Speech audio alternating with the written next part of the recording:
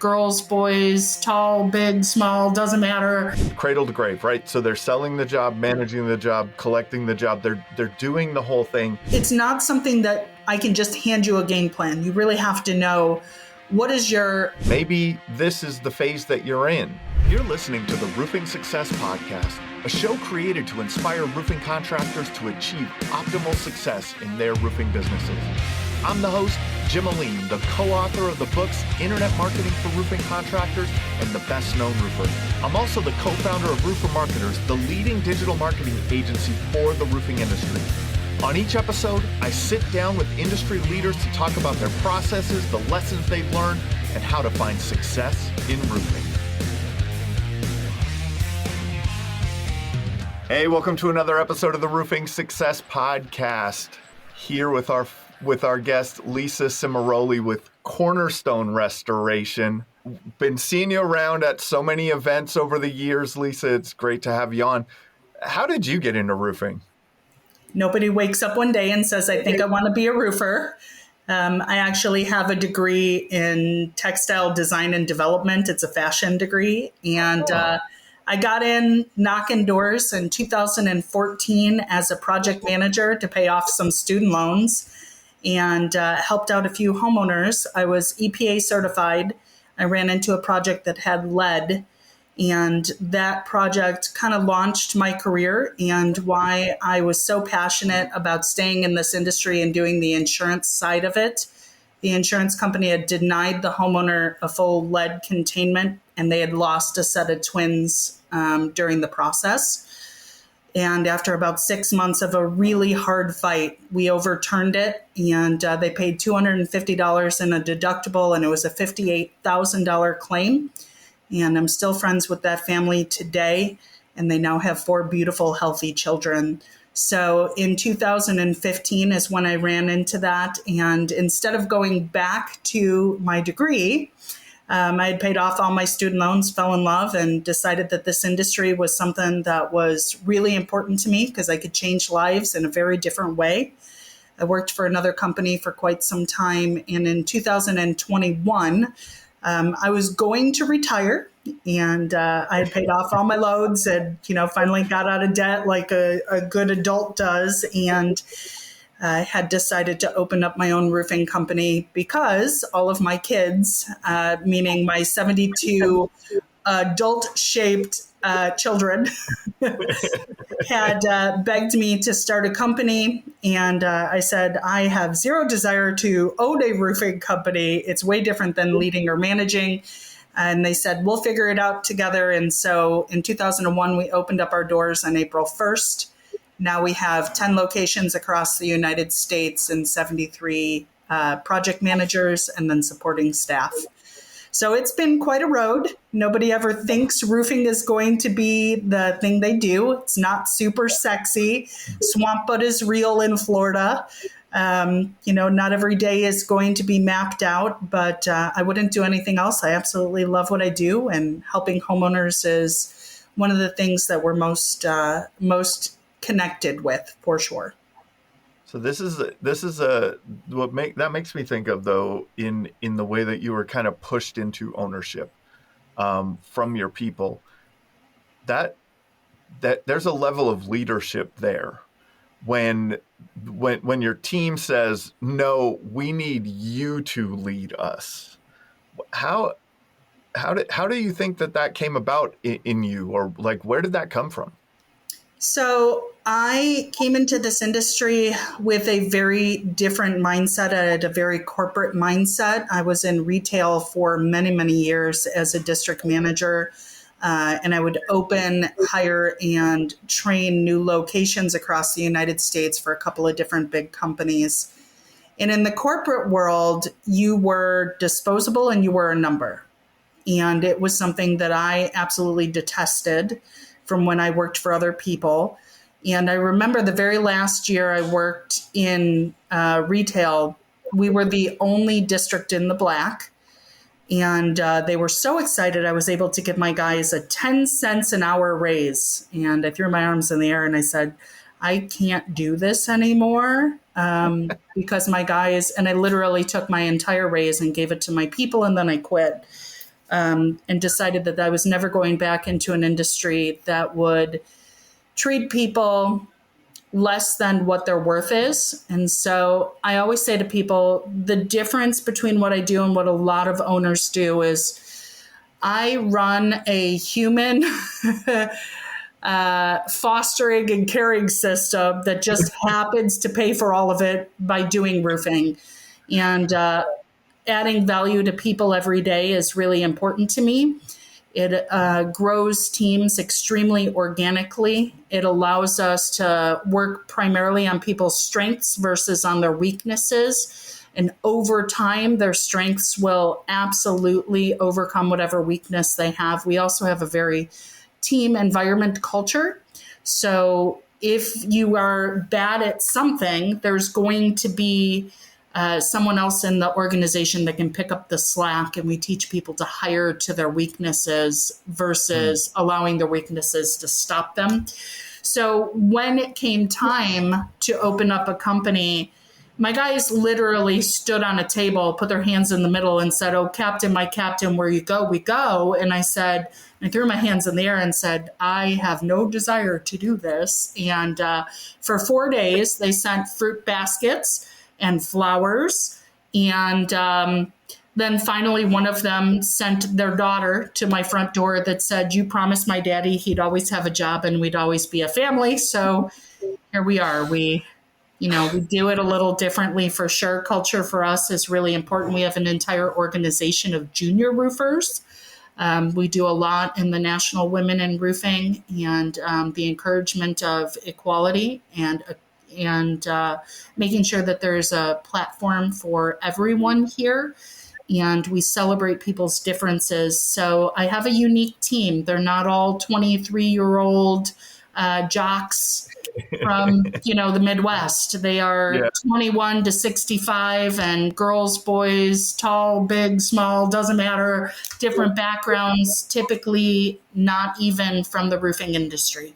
If you were to give advice to another owner that just they haven't found, because I think that you're like around culture. Culture is something that's created, but it's you. It's an expression of you, right? So to me, and in getting to know you over the years, like you're just you. You're I don't know if you're a motherly figure, right? You're always trying to help people. You're solving problems. You're taking care of people.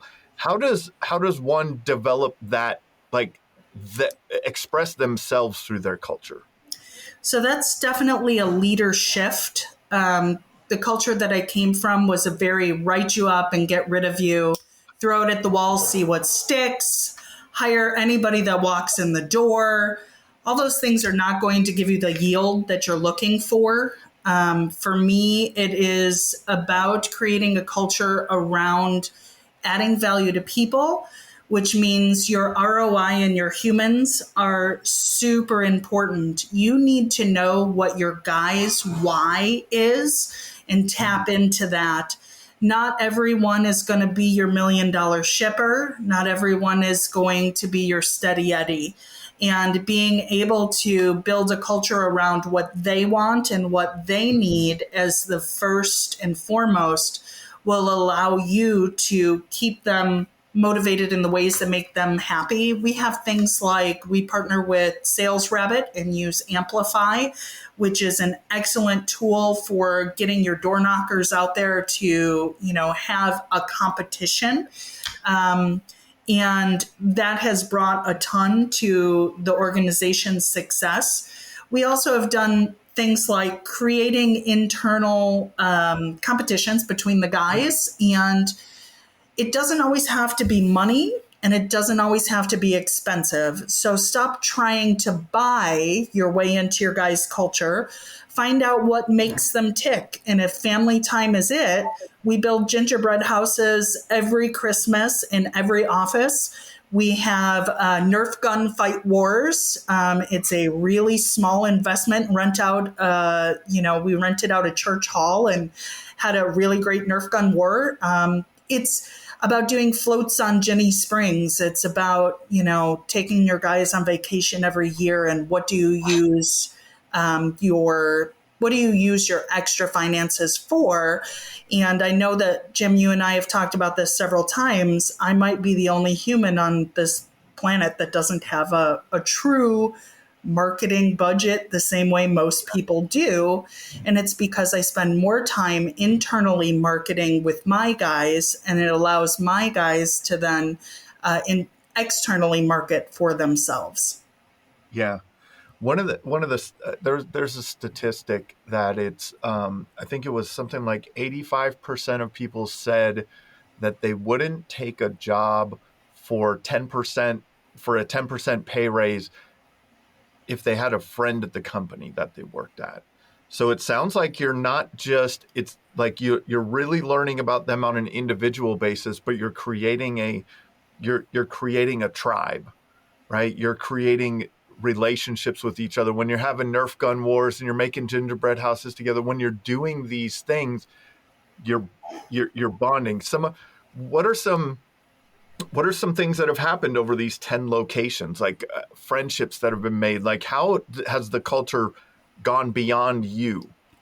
So our core group, the original core group, and I think that's really important when you guys are talking about growing and expansion, is expanding very organically, which means having people expand when they're ready, not when you're ready. And in places that are important to them. People are like, why in the world would you be in Jamestown, New York, which is kind of in the middle of nowhere? Well, it's because one of my originals is from that area and wanted to go home and make a difference. And now Rachel White is my branch manager out there, and she is changing lives the same way that I did when she was in my organization. So I just spent a couple of weeks up there, and I'm really proud of the team that's up there because they're creating that same environment. So investing in your people very heavily in the beginning and teaching them what is important to you, and having a mission, vision, value that they can actually follow and get behind. So anytime I make a large decision in the company, I bring in all of my top sales reps and all of my managers so that I have a good viewpoint of what's going on. Now, does that mean every time they're going to get their way? No. But does it mean that I give them a voice so that I can hear kind of what is being said and how it's being portrayed before we make super large decisions as an organization? So when we start planning things like company trips, they're involved. When we're changing a system or a protocol or an SOP, they're involved. Having a system in place allows your people to have the freedom and capability of creating that culture, which is also super important. A lot of companies start their expansion, but they don't have an SOP.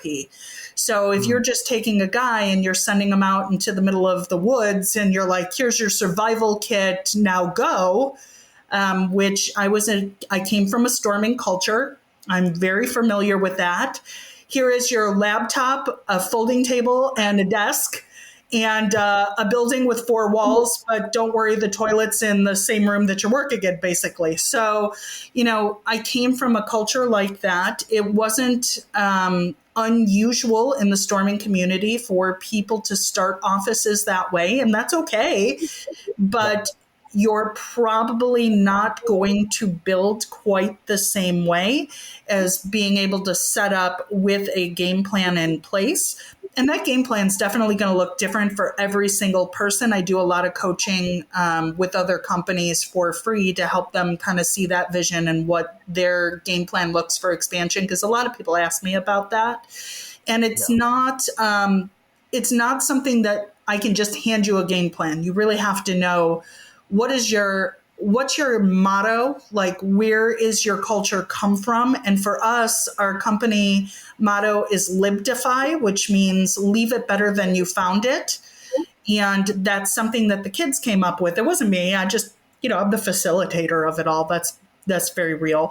And our values are building strong foundations, which is about being that family first culture and having a good work life balance. And I don't want you to miss your kid's first softball game just because it's on a busy Saturday. You just set up your week for success so that you can do the things that are important and take the time off when necessary. It's about following the procedures so that your profitability is enough that you can work the amount of jobs the right way.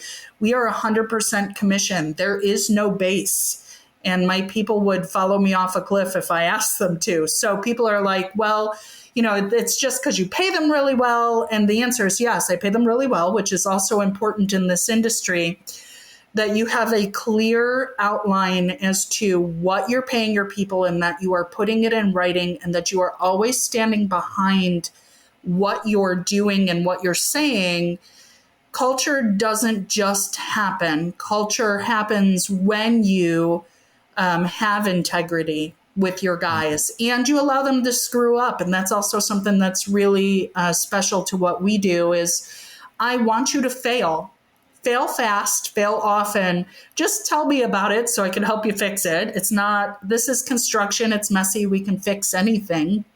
But if you're going to fail, you're going to learn and you're going to grow. And as long as you're not failing on purpose or harming somebody in some way, I'm always going to be lenient. The kids always laugh. They're like, when you have a conversation with us, it kind of goes like this. I look at them and I go, is that what we teach? And they're like, no. Then I'm like, well, did you lose money? Because we share in the profit. So how's it feel in your paycheck? And they're like, ooh, probably won't do that again. And I'm like, probably not.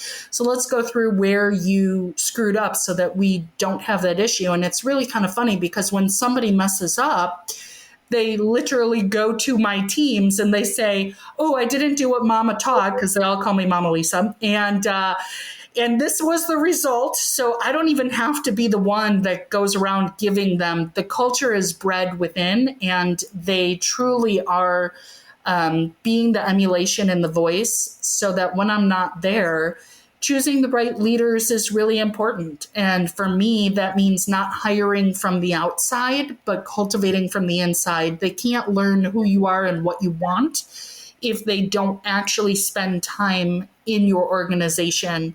So I have a really hard time. I have a lot of people that have asked, please, please, please, can I come work for you? I'd love to run a location. But for me, the answer is sure, you can do that, but you're going to have to start as a project manager knocking doors, because I believe that, everybody in my organization, right down to even my front desk girls and office managers and anybody that's doing any work with us, they have the same role I do. My only role and mission in life is to take out the trash, and I laugh and I say it, but I show up at every office and I literally, the first thing I do is wipe down counters and take out trash, because I think it's really important that your people understand that your leaders are not above the toil of the hard work of the day-to-day life. And it's expected, and it is, kind of required if you want to be a leader in my organization to be that servant leader for sure. And we have programs that are around that to help promote it, like the Roof Rider Academy. And I'm sure some people have seen my hats all over the industry. And there's these crazy cowboy hats with all these paintings on them. Those are our guys that have went above and beyond. My other half is a Eagle Scout, and so that's kind of how it started. And he's like, we used to do all these crazy things for merit badges, and so let's start a merit badge system. How could you be part of an exclusive club where you do something really stinking cool and it's an honor, and then when you wear it and you go to an event and people know that that's who you are and what you do and you're part of the Roof Riders, and people want to get involved. It's so cool. I want to go back to the people. Yeah. How do you determine, what is the process of you finding out their true why? Because I think that there's a lot of people, a lot of owners struggle with that. A lot of managers struggle with that, struggle in understanding the actual why of the people that report to you, right? Yeah. How have you gone about that? What are some things that you do or have learned along the way that really have helped you get to their real why? So I do an exercise every couple months in every office, and it's called the peanut butter and jelly experiment. And everybody laughs, but it's true.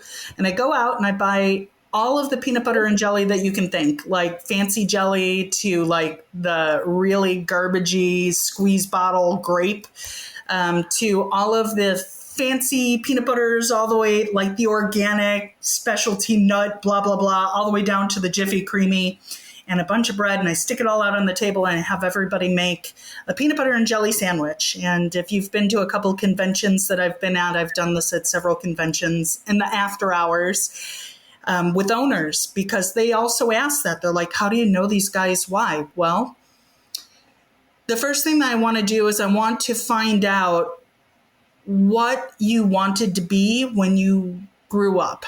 And a lot of the time, when you were young, you had this vision of whatever it was. And I remember I was sitting at an APA conference, and after the conference, we had a bunch of owners and PAs and all sorts of people sitting around the table talking about what they wanted to be when they grew up. And I said, well, guess what? All of those things connect to exactly what you're doing now if you love what you do.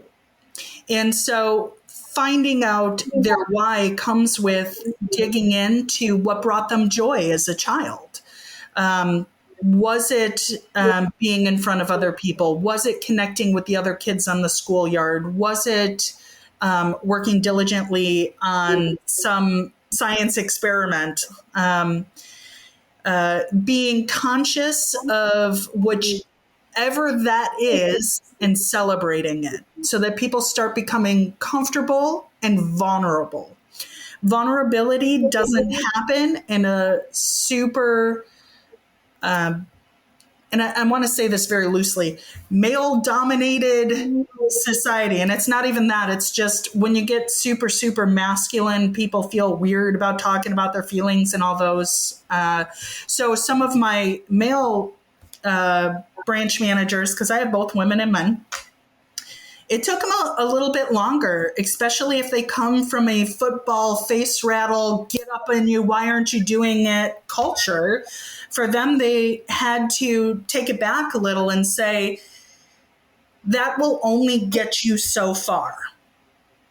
So if you're here in front of me as a project manager and you're telling me that you're here because you just want to make money, I'm going to tell you you can do that pulling a double shift at the local, factory down the street. And if you really truly did it for your kids, you would have already done it. So don't tell me that's why you're here. What I want to know is, why do you want to make a difference in the world? Now let me figure out how I can help you learn that process. You see, we're a little different because I don't do any cash bids. I do 98% insurance work. So every single day, I teach my kids how to put on a superhuman cape and help homeowners that may not be able to help themselves get to the finish line.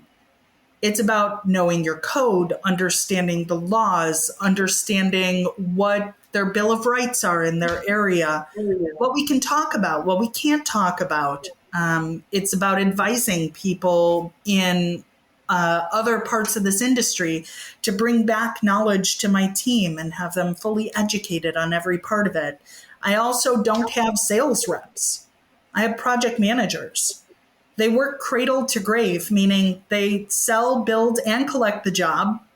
And I give them all the information that's necessary to do that as if they're their own owner. I prepare them as if they're going to go do this on their own.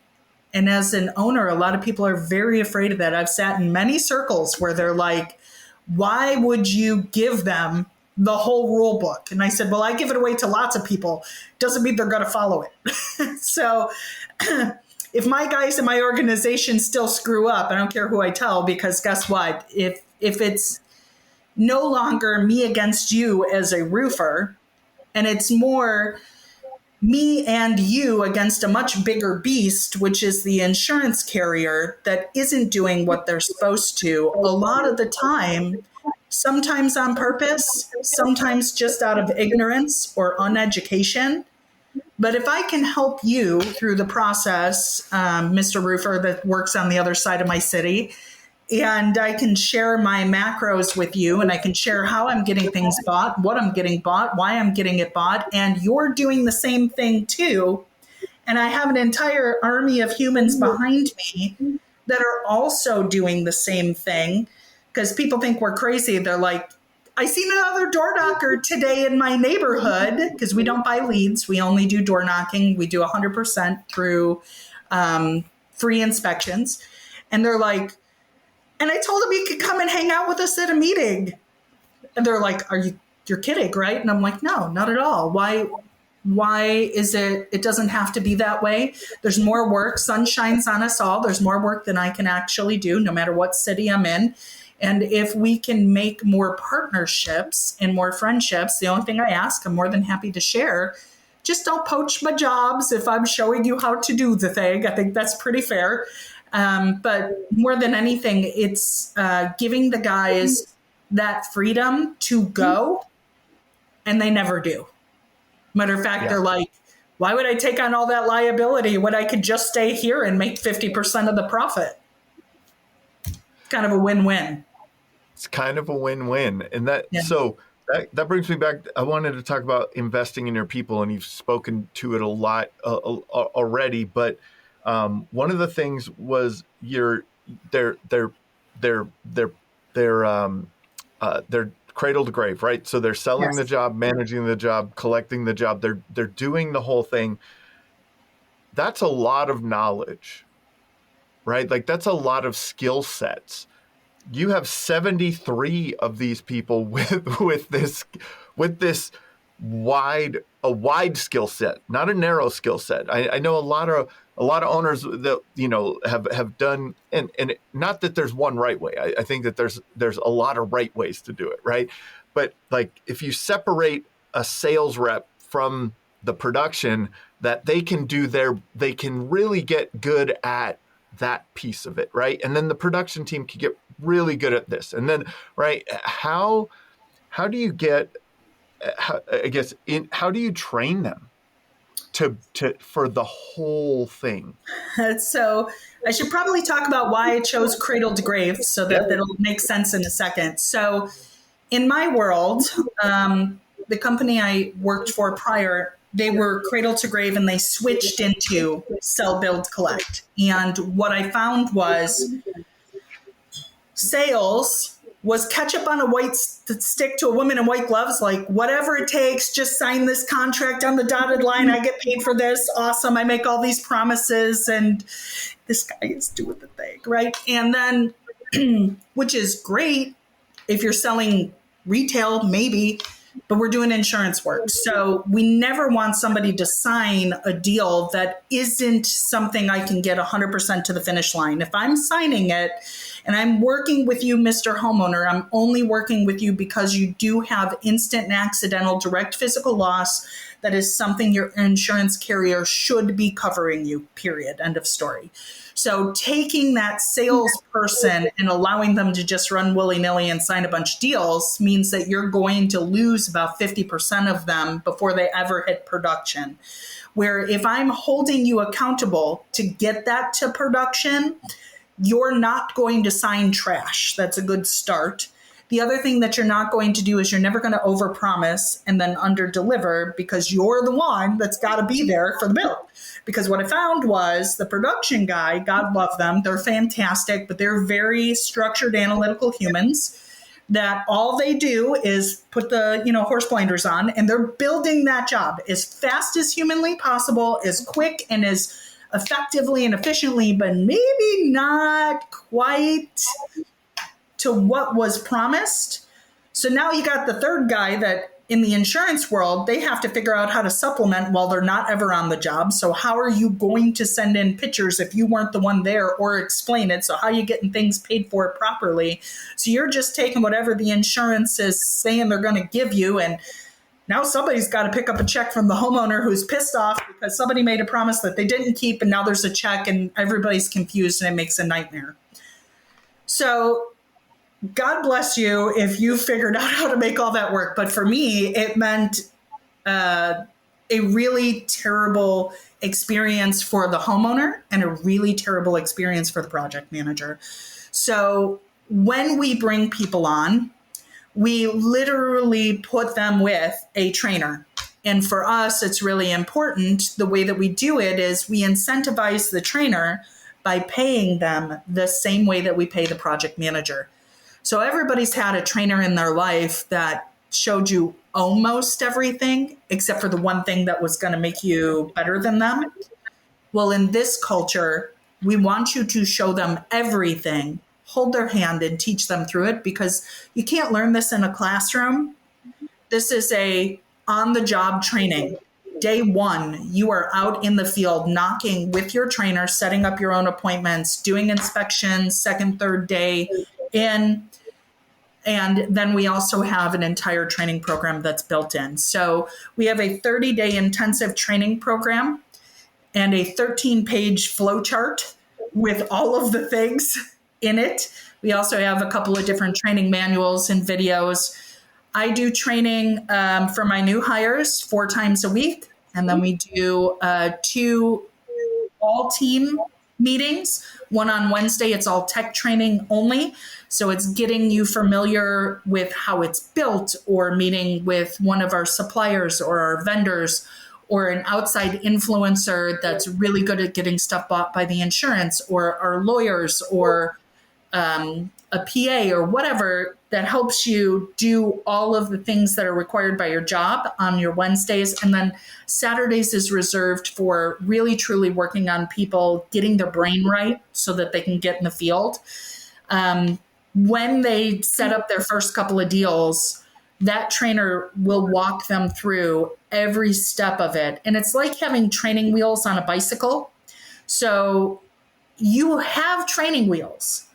But if you're anything like me, my dad's my superhero. You guys at some point will get to meet Pops, I'm sure. And I'm going to age myself. I had a blue Schwinn banana seed bicycle with a little handle on the back, and I am super klutzy. You'll figure that out fairly quickly. I have vertigo really bad. So riding a bike was really challenging for me. So my dad used to hold onto the back of my seat and run me down the thing, but he didn't tell me that he had, 2 training wheels on. And those training wheels held me up. And at some point we took one training wheel off. I would fall over and get up and fall over and get up and fall over and get up. And as long as you're gritty, I can teach you anything. And because we have those procedures in place, when you get stuck, there's an entire program set up internally that you literally just click on the next thing and it tells you what to do. And if for some reason you get stuck and you can't do that, because I have dyslexia, if you handed me a stack of papers and told me that was the only way I was going to learn how to make this job go, I would tell you that I couldn't do it. But because we have multifaceted training processes, and we have a real human that's invested in a new human, because, some companies, all they're invested in is the numbers, and the numbers are great. But I'll tell you what, if you make your culture about how many people can you train this year and how big can you grow your team so that your team can create another team, like a pod inside a pod, so that when it's time and there's a new storm and they're already ready, then they just grow naturally on their own. It's amazing that it's the intentionality, the question that you ask, right? Or the question you're trying to answer, right? Like how do we get to 10 million in revenue? It's a different question than how do I invest and grow this team, right? Like they're 2 different things. There's a much different level of intentionality behind it.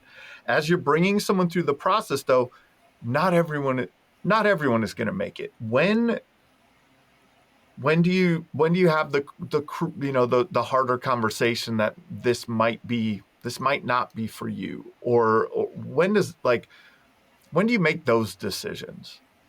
So I used to be the guy that dragged everybody along until the wheels fell off the bus. And then I heard a podcast by Gary Vee that completely changed the way I thought about things. That was, how do you know you hired the right guy? You don't. You just Yep. have to know when it's time to let them go. And being in the business of caring for people and knowing what they need, if you're not going to be able to generate business because this is 100% commission and you just stink at humaning, I mean, so bad I can't teach it. And that's very, very rare. For us, we have about a 75 to 80% retention rate. Once that 90-day period comes about, and we know that you can function on your own mostly, we see that we don't truly lose anyone, maybe one or two. But if I'm losing them, I have more people that have retired out of my organization, or they had to move for a family situation, or a spouse that might have had a full-time position in an area we don't have a location yet. That doesn't mean that they're not going to come back. That just means that they're there, hang tight, and we still talk all the time until I open that market. I mean, it's just a matter of time. Eventually, we'll be able to open a market in more places. But for me, it's really about understanding what they need. And then a lot of the time you just ask them, is this something you truly want to do? Here are all the things that you're really good at, and here's what those things will yield you. Here are the things that you're really challenged at, and you'll have to make up for them in these ways. I'm not going to ask you to be better at the thing you're bad at. I'm just going to ask you to look at things differently. So let's do some out-of-the-box exercises and find a way around it. If for some reason you just cannot, I don't think that I've fired probably more than a handful of people in my entire career. When you have a really good connection with your guys, they're going to come to you and they're going to quit 30 times in their first 30 days. And then you're going to put a 10 on their head and you're going to be like, okay, listen, you can do that. But I just handed you the Willy Wonka golden ticket. And I'm just going to say, are you going to have all of these value things anywhere else? And every once in a while, I'll have a guy that leaves and they'll go do something else for a little while. And then about, 2 months later, they call me back up and they're like, all right, maybe it wasn't as hard as I thought. Please, can I come back? But we do a lot of internal recruiting. And much like you said in the very beginning, if your friend works there, you're less likely to quit because you like the culture. So we do a lot of rewards for people that bring in people that are like them. So if you have a really great project manager and they have a couple friends that they've worked with over the years that they think would be a good fit, and then you make them the trainer of the new guy that just came in, he has a personal investment and he got to drink beers with that buddy later when he fails. So, Right. they're not going to treat them quite the same way. They're probably harder on them than our regular trainers would be. So we always make sure we pair them with another trainer just in case that, your buddy's harder on you than they should be. But it's about them. Stop making it about you. And the less you make it about you, the easier this entire process becomes. You just have to learn to be a selfless leader and listen to your people and what their needs are. I love that. Gary Vee, he says it a lot of different ways, but one of my favorite things he says is hiring is guessing, firing is knowing, right? Like you're just, and if you know, hey, it's time, then it's time. But on the other side of that, and this is where if you truly care about the person too, I had a coaching conversation with a business owner recently where they had to let one of their people on their leadership team go was it on their leadership team? Or no, I'm sorry, it wasn't on their leadership team, but it was a person that man, they wanted this person to work out. And they did not want to, they knew the things that were going on in their lives, and they, with their maybe their financial situation, whatever it was. And they're like, man, I don't want to let them go right now, but I have to for the business, right? They're really screwing a lot of things up. And I said, I've heard a lot of great stories though. And you probably heard these too, Lisa, like getting fired from that job was the best thing that ever happened to me. Right. And so we had the conversation of, if you truly care about this person, you're doing that. Like, you need to let them find the thing that is best for them, that they're going to be fulfilled around, because they're not being fulfilled in what they're doing for you, obviously, because they're not doing a good job at it. Right. Like there's this weird thing there. And sometimes the people that don't make it through, you're also giving them the golden ticket.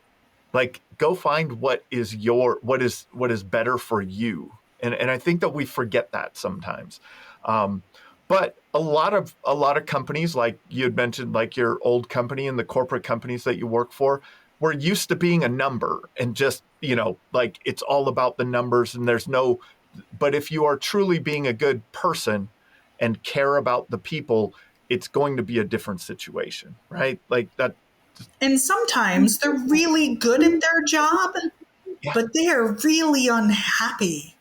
Yes. And they have a dream that they've been putting off for so long just because they're getting a good paycheck.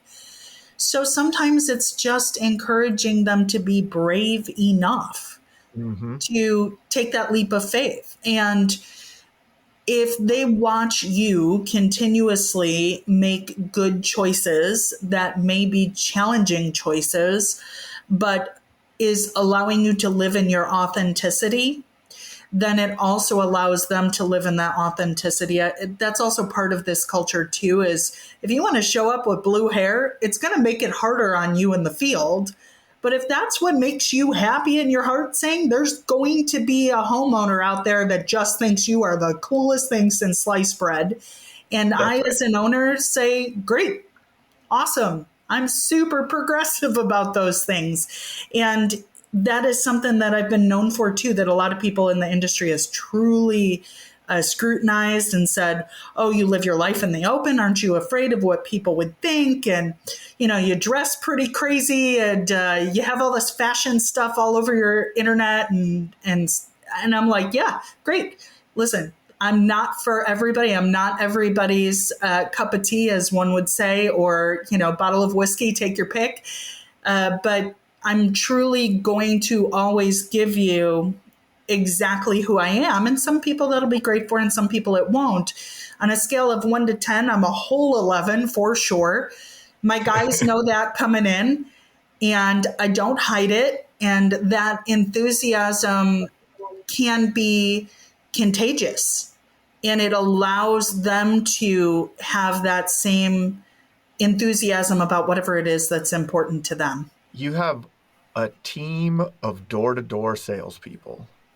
Like, you are a door-to-door sales organization. I remember at an event that we were at recently, and you kind of spoke to your revenue levels, and that you didn't even have a website, right? Nope. And that's what I love this, because there is no one way to do it. And for me, the fastest way to a job is by knocking a door. Like, to me, companies that are just getting started, or they're struggling to get a job, go knock doors. Like, that's the fastest route to the job. And then I love layering the marketing on top of that, because you already are able to go, and you've proven your sales process. You've proven that you can produce, right, your production process. You've proven, now you can do other things. I want to talk to you a lot about this, because I was at an event. I think it was the Nashville event that we did, the Job Nimbus Eagle View Level Up Tour.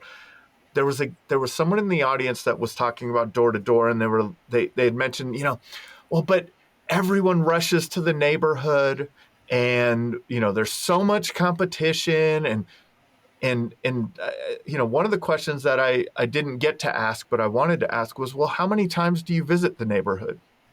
Like, how many times do you knock a door? Like, do you just go and knock once and then, oh, I didn't get that neighborhood, and you're gone forever? It's the same thing that I think about, like direct mail. Like, I hear people say that, oh, I sent 10,000 postcards. Yeah, but you sent them once, right? Like, you sent them once. And we had a conversation that you were kind of talking about the strategy of working a neighborhood. I'd love for you to speak through that. Absolutely. So one of the biggest things is you are going to be your best salesperson, and you are going to have the most impact within 5 to 10 minutes of where you actually live. So if you are sharing the same gas station and grocery store, or, school functions, all those things, that's going to be the best neighborhood for you as a project manager or as a sales rep or whatever title they give you at the company that you're at. One of the biggest problems that I find with most door knockers is they have the low-hanging fruit mentality.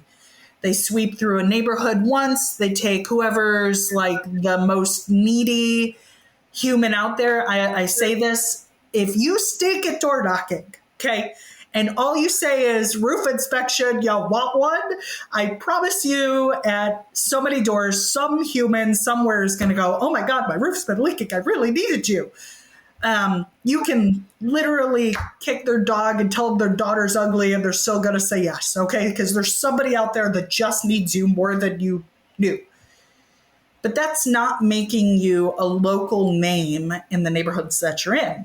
So when my guys say stay in their neighborhood, they truly are. The first time they go through, they're just making friends.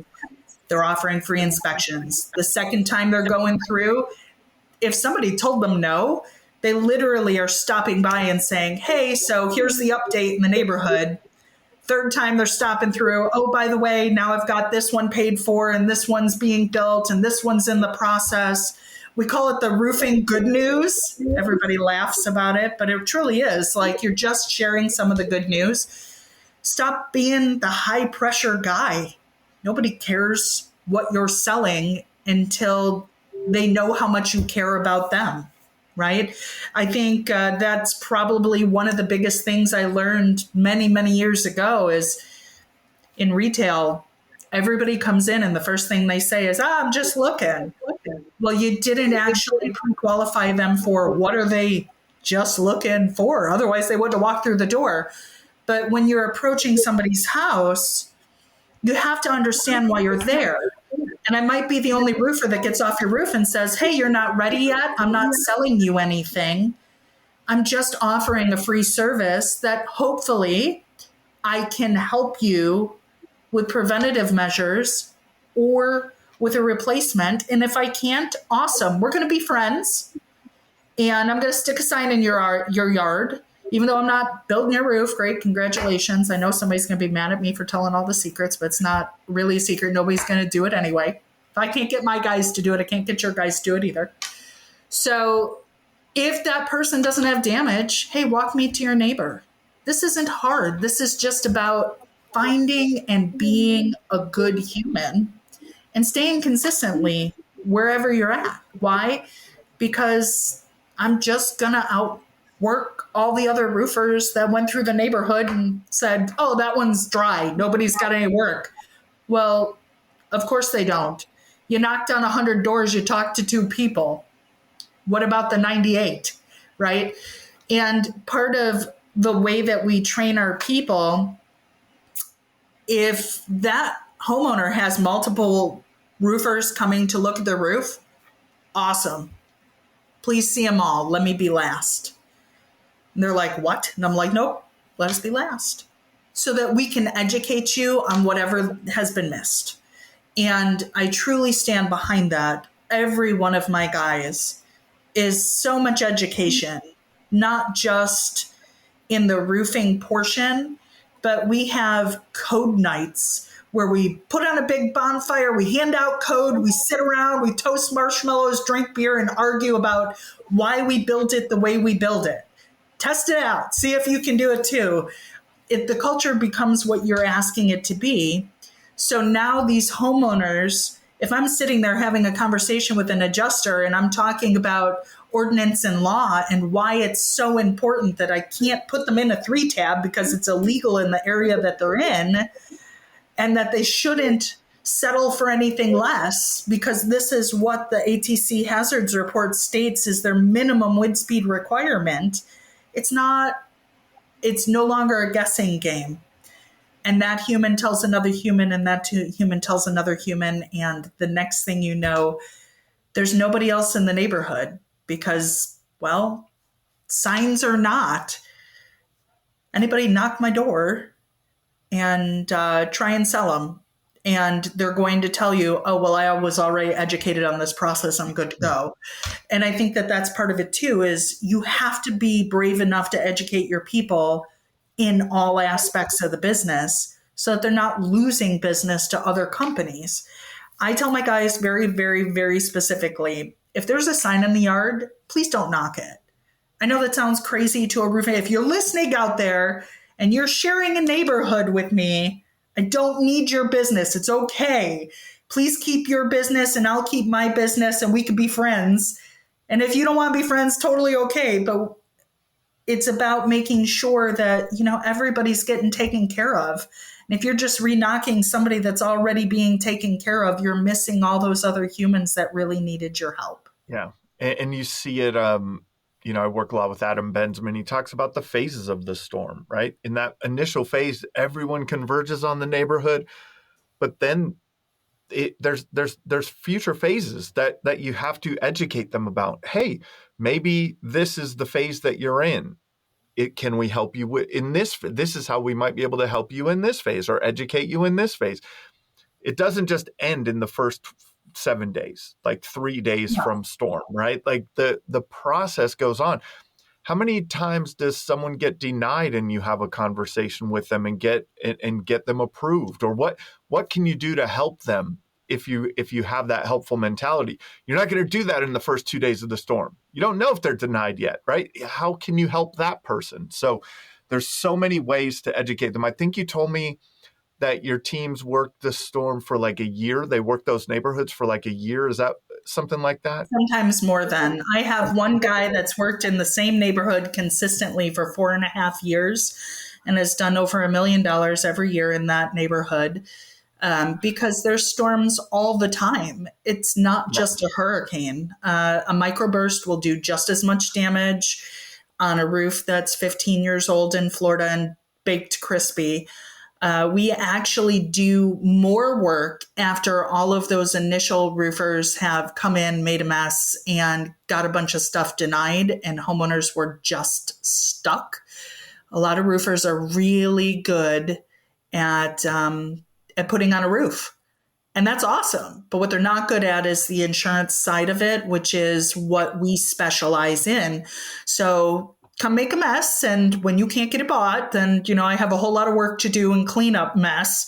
And once word gets out, oh, well, I was denied, or they paid for a small repair, but my roofer said they can't do a repair and now he wants to charge me for a whole roof. Well, that's not the way insurance works. If I can't do a repair, and it will create additional damage, and that additional damage will create additional costs, and you have a replacement cost value, they can't do that to you. And so understanding how the insurance process works, I have my all lines adjusters license, and I have several people on my team that do as well. We don't use them, but we did it so that we understood how the process works and to make sure that we were educated and saying, the right things, and understanding what is the homeowner's responsibility, what's the contractor's responsibility, what's the insurance's responsibility. So when a homeowner's denied and a roofing company just couldn't get them past the finish line, and it's okay because they have enough work or they're grabbing that low-hanging fruit, awesome. Then we get to put on our superhuman capes and come in and save the day, and it doesn't take long for others to figure that out. Yeah, that's awesome. We talked a little bit about SOPs. Like Yep. you briefly talked about SOPs, and you talked about a couple of the SOPs that you have, and you know, let's just talk through like the importance of and how to build that I don't know if you want to call it a catalog of SOPs. How do you build that over time? Because it can't be, you're not going to build everything at once. And I think that a lot of owners, they get overwhelmed with what needs to be done and don't, break things up into small pieces. But over time, all of a sudden you're like, look at this. You have like a 13-page document on that. And you have right. You have these things. First, start with like the importance of SOPs and then how to build that out in your company. So for us, the importance of SOPs is how we were able to grow so quickly. If your people don't know what they're expected to do, or they don't have a roadmap as to what happens when they run into a hiccup. Now, this is construction, it's messy, and not every file is going to go the same.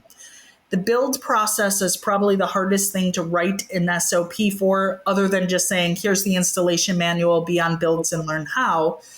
The rest of it really comes into play in the insurance realm. What happens when they say no? Don't believe the lie. Understand what the responsibility is. Understanding what the homeowner's bill of rights is. Understanding how to write an exactimate properly. An important Eagle View. Knowing what your CRMs can do. I use Job Nimbus because it's admissible in court and it holds everything I need. Having the right chicken noodle soup recipe that's right for you and understanding how that chicken noodle soup recipe goes together is probably the best thing I can talk about.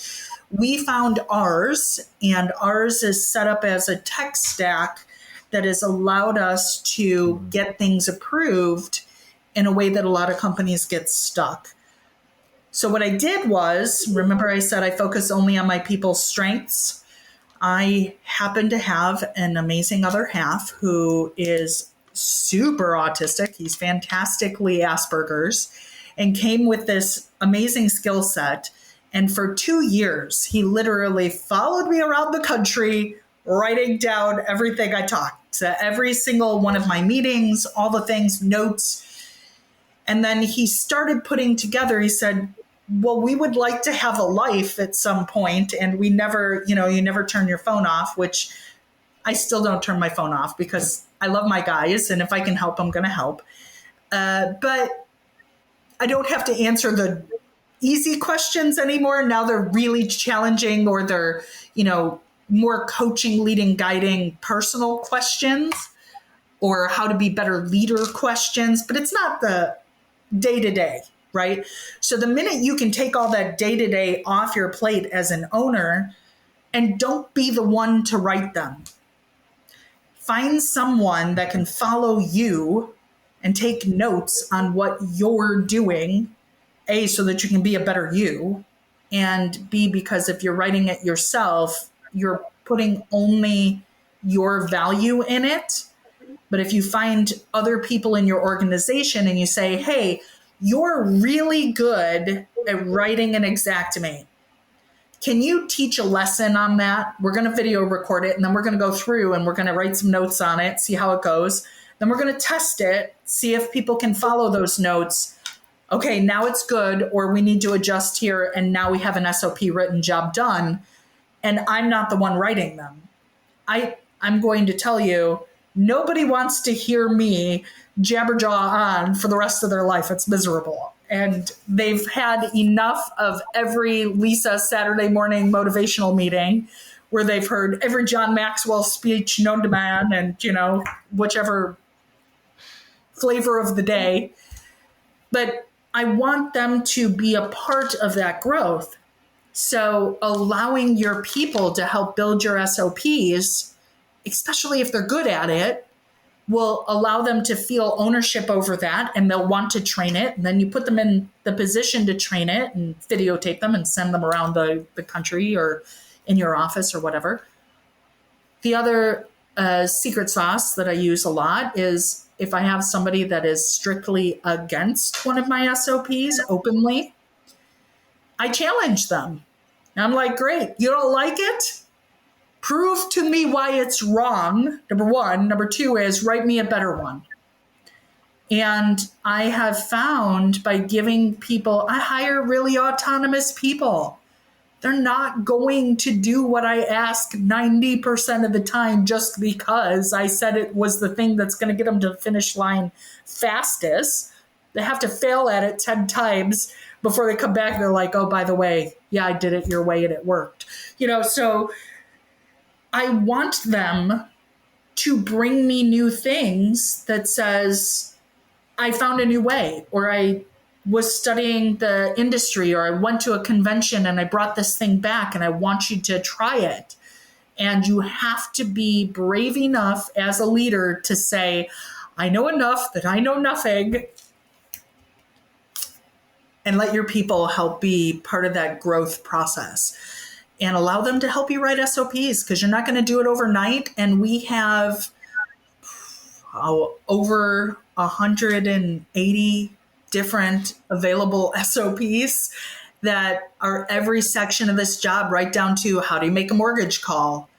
How do you argue mastic? Why should they pay for ventilation? What does ventilation look like? How do you import an Eagle View? Why do we use Eagle View versus Hover in our organization?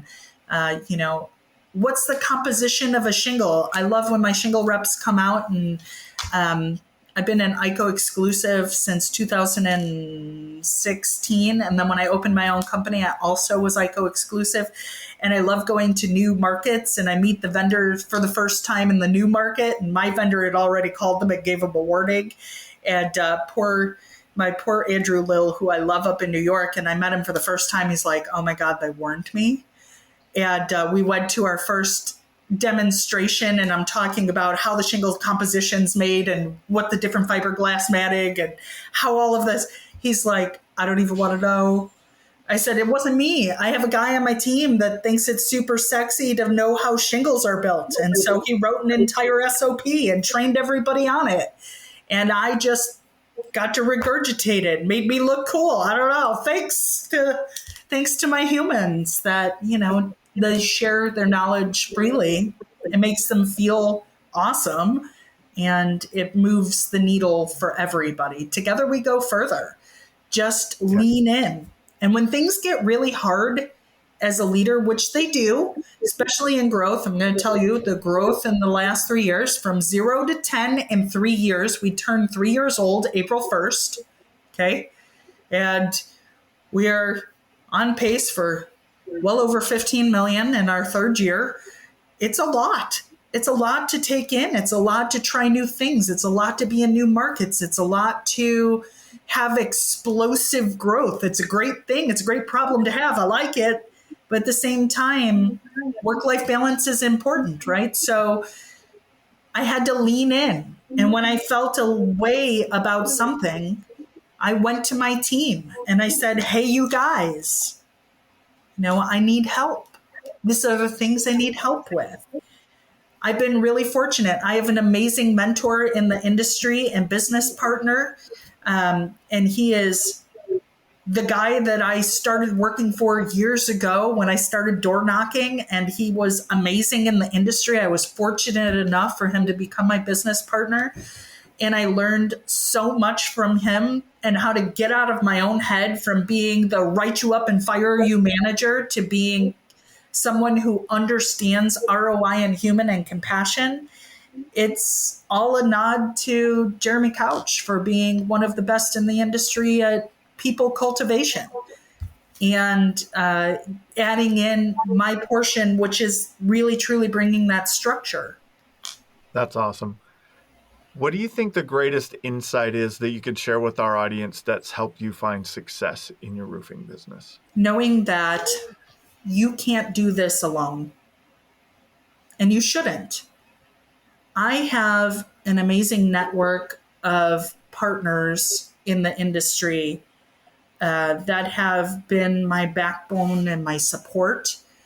And when I feel lost or I'm making big decisions, I make a few phone calls and I get some really great advice. The 5 people you hang out with most, those are the people that are going to steer and change the way you view what you're doing. And one of the things that I learned a long time ago is leaving it better than you found it does not mean just an internal thing. It means having a cookie budget. And Jim got to experience this at one of the events. Every single one of my vendors, regardless of where I'm at or if I'm on a showroom floor, I show up and I bring cookies. It's just a way of saying thank you. Give back 10 times more than what you expect to get, and your partners in the industry will support you in ways that you could possibly imagine and put you in front of people that you never would have guessed. And it'll allow you to grow by growing others. So fill people's buckets regularly, and they will help you become the best leader that you can be. Awesome. This has been another episode of the Roofing Success Podcast. If you would like to generate more revenue through your digital marketing efforts, please visit roofermarketers.com to get a copy of the book, The Best Known Roofer. Also, check the training section of the website for guides on everything from running effective pay-per-click ads to how to properly set up your Google My Business listing. Thanks for listening.